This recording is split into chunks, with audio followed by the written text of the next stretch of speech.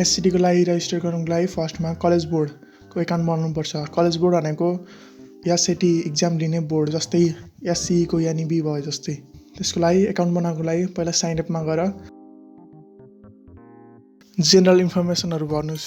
Name, last name, gender, date of birth, valid email address, date of graduation,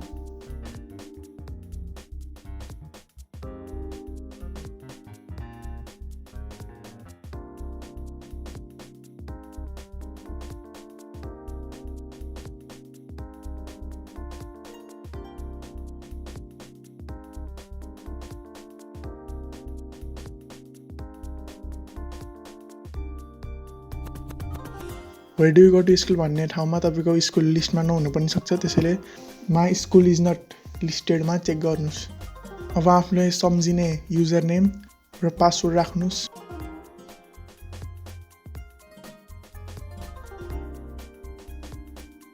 security questions, address,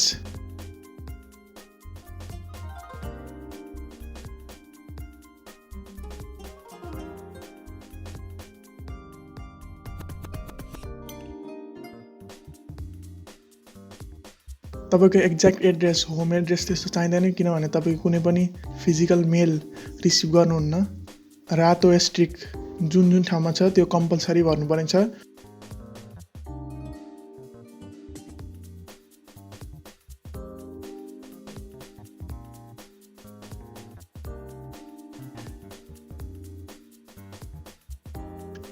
र confirm गर्नुहोस् आफ्नो सबै information.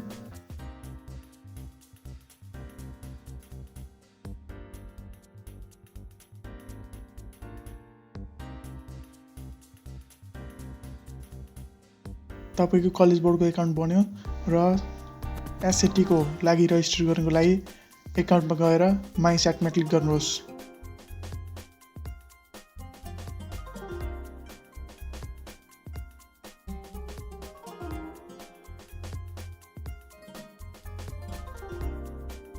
र general इन्फर्मेसनहरू name, current level भन्नाले तपाईँले कुन ग्रेडमा हुनुहुन्छ, नत्र हाई स्कुल छोडिसक्नु भएको छ भने नो लङ्गर इन हाई स्कुलमा लगाउनुहोस्।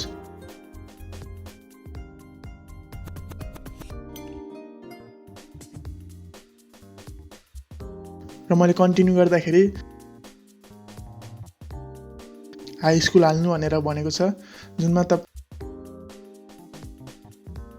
फाइन्ड योर स्कुल भन्दाखेरि नयाँ ट्याबमा खोल्छ।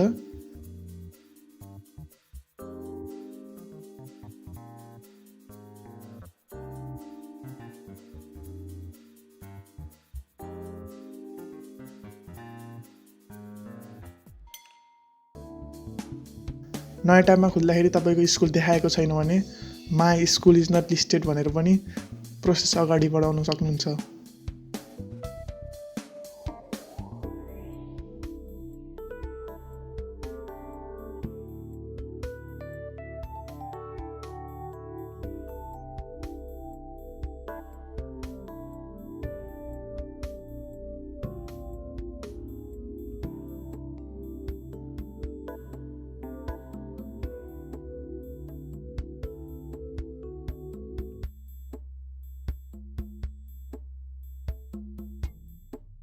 अरू इन्फर्मेसन इन्स्ट्रक्सन अनुसार सजिलै छ, तब तपाईँले भर्न सक्नुहुन्छ।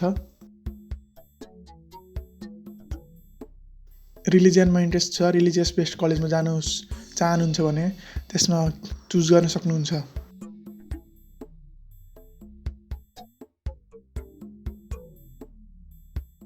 स्टुडेन्ट सर्भिसमा म यस गर्न रेकमेन्ड गर्छु, किनभने त्यो यसको डाटा तपाईँ पढ्ने कलेजमा जान्छ।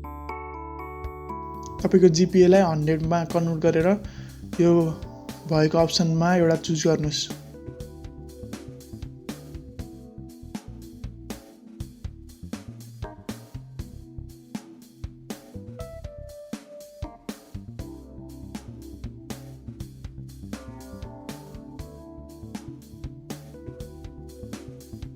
अब कोर्स वर्क एक्टिभिटिजहरू यस्तो छ, इन्स्ट्रक्सन क्लियर छ। तपाईँले भर्न चाहनुहुन्छ भने भर्नुहोस्, भर्ने कम्पलसरी छैन यो। र त्यसैले म यो स्किप गरेर अर्को सेक्सनमा जान्छु। यसमा तपाईँले टर्म्स एन्ड कन्डिसन सबै एक्सेप्ट गर्नुपर्छ।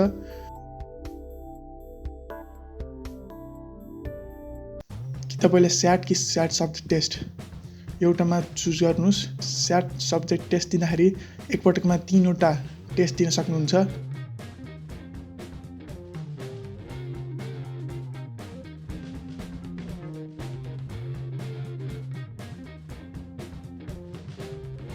हामीले स्याट चुज गऱ्यौँ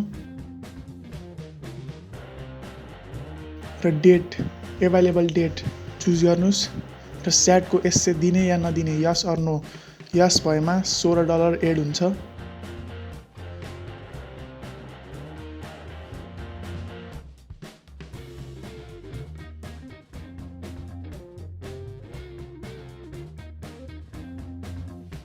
र क्वेसन एन्सर सर्भिस भनेको तपाईँले इक्जाम दिएपछि गरेको क्वेसनको एन्सर पाउनुहुन्छ। त्यसको लागि $18 मैले अहिले नोमा गरेँ।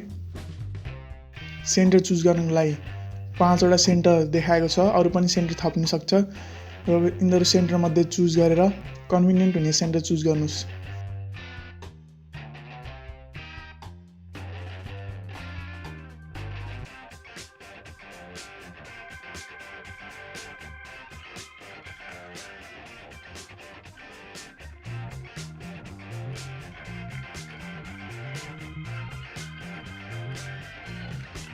र अब फोटो अपलोड गर्ने बेला आएको छ।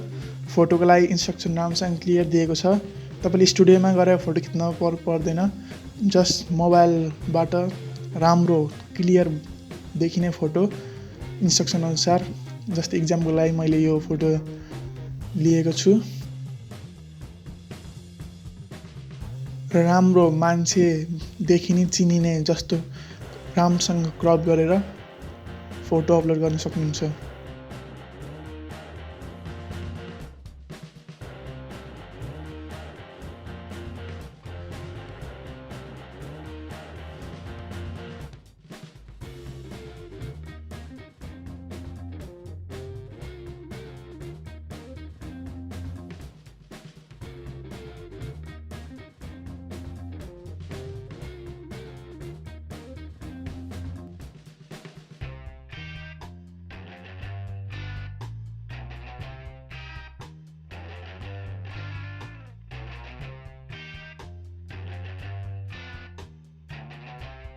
र तपाईँले लास्टमा एउटा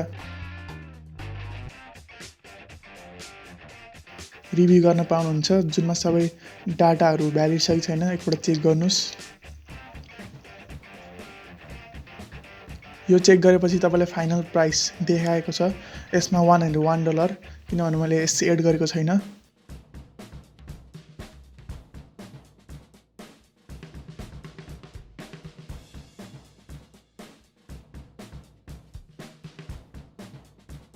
अब पेमेन्ट गर्नको लागि कि पेप्याल कि कुनै पनि कार्ड युज गरेर गर्न सक्नुहुन्छ। भिजा, मास्टरकार्ड, अमेरिकन एक्सप्रेस यस्तो कार्डहरू।